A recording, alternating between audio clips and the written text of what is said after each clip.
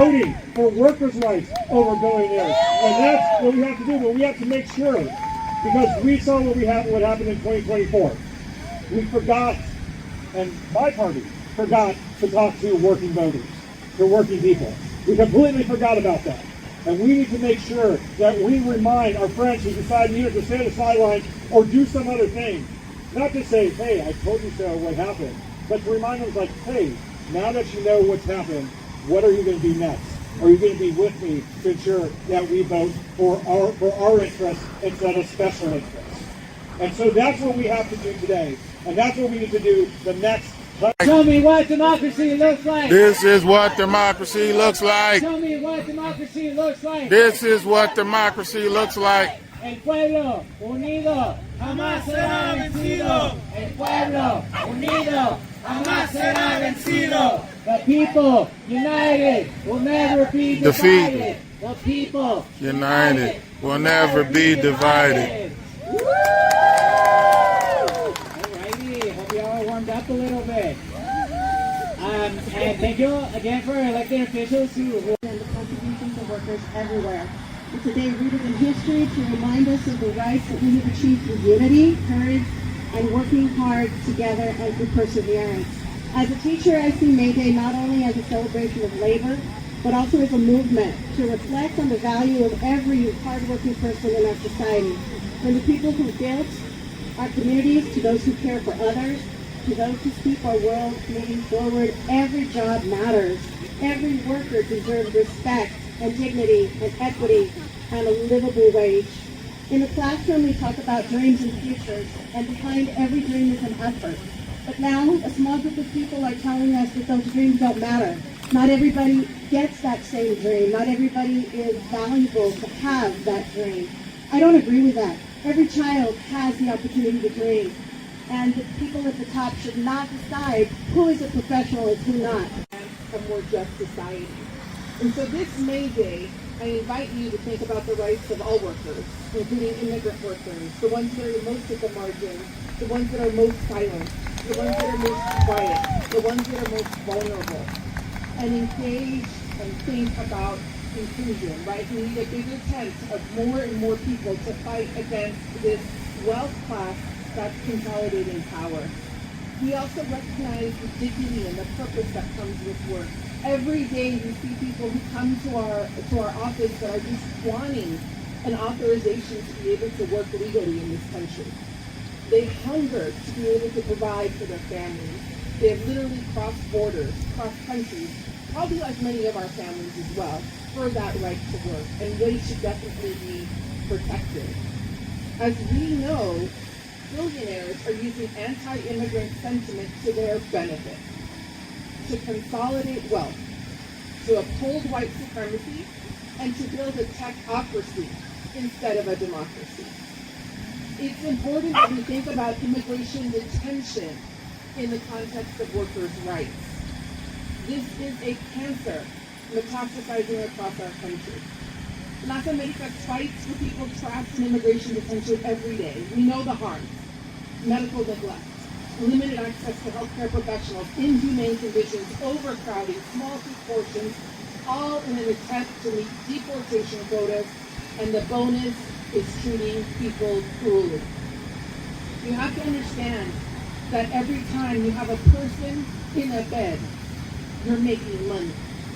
You make money off of that bed being occupied, the people who have to guard them, the security that's there, all of the things that are required for meals, for all of these entities to be able to advance requires money and resource that none of you are seeing.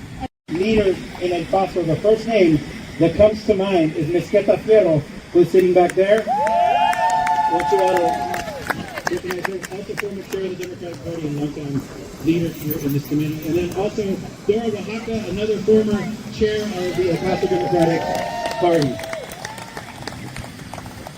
My name is Jaime Abeitia. I am a second-generation union member. I am a second-generation union organizer. My father was an organizer for the United Farm Workers Union.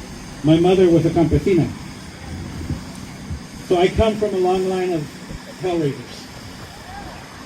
I got here in the late 90s. I was stationed here when I was a soldier in the United States Army. So I know what it means to serve something that's bigger than yourself. I know what it means to stand next to someone in the worst conditions and say, I have your back. But that's not just a military thing. That's a union thing. That has always been a union thing. And I come from a family where it was the women that were the leaders. It was the women that organized. Raise your hand if you've ever had the privilege of walking a picket line.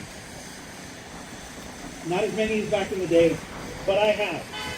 And the first picket line I watched, I was 3 years old. It was a picket line when the bosses were looking and organizing house meetings. That is where my parents met, was actually at a house meeting. They built something out of nothing because they understood one truth. United we bargain, divided we beg. That is the DNA of every union. But let me tell you something, as an organizer in a red state like Texas, and I want to shout out to the other union organizers that are here. They're the backbone of the membership, because they're the ones that teach the members how to stand up and fight for themselves.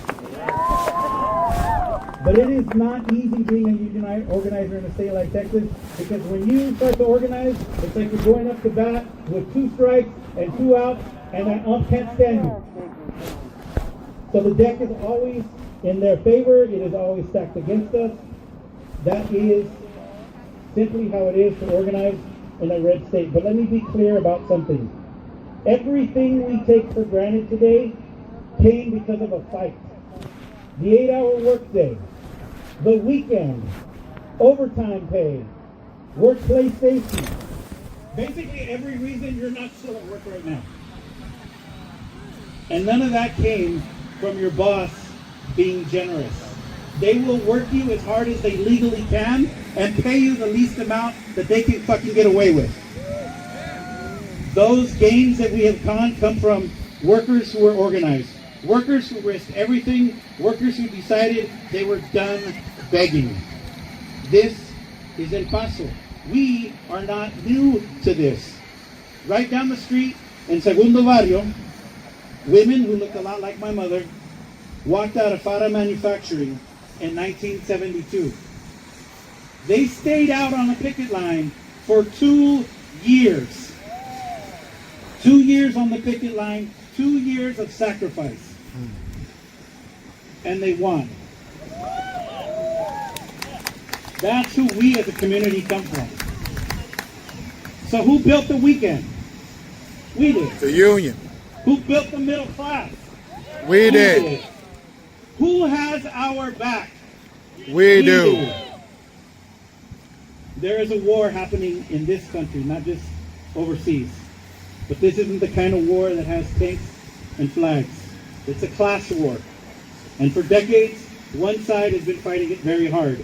Billionaires, union busters, private equity firms buying up our hospitals, privatizing our schools, our prisons, buying our homes, buying our futures. If they could figure out a way to privatize oxygen, we'd be paying by the breath right now. And what have they always told us? Be patient. Be reasonable. Don't be divisive. You know what is divisive? CEOs making 400 times the wages that their workers make. Mm-hmm. It's Jacob Cinthron at UMC making $1 million while the workers that clean the rooms, that fix the hospital, that take care of the patients have to pull extra shifts just to get by. Workers are treated like they're disposable. Families doing everything right are still falling behind. That's what's divisive. We didn't start this fight, but goddammit, we're going to finish it. We didn't start it, but we're going to finish it. We didn't start it, but we're going to finish it. Here's the truth they don't want you to realize. There are more of us than there are of them. So what do we do? The answer is simple. We organize. We talk to each other not just about the Chihuahuas game or BTS. not just about the weather, but about the wages, about dignity, about power. I assure you, your boss wants you to talk more about BTS and the weather because they get real nervous when you start talking about your paycheck, especially if you're administration of these school districts. So what's really, really important is for us to show up, for us to vote. And I know you hear that all the time and it becomes background noise, but the only way we're going to change anything in this country is through struggle and voting. Because the Supreme Court is on the take for the Republican Party. The Republican Party has been at war with the working class. The only way we beat them is to vote their asses out. Yes. And when they try to divide us, we stand together.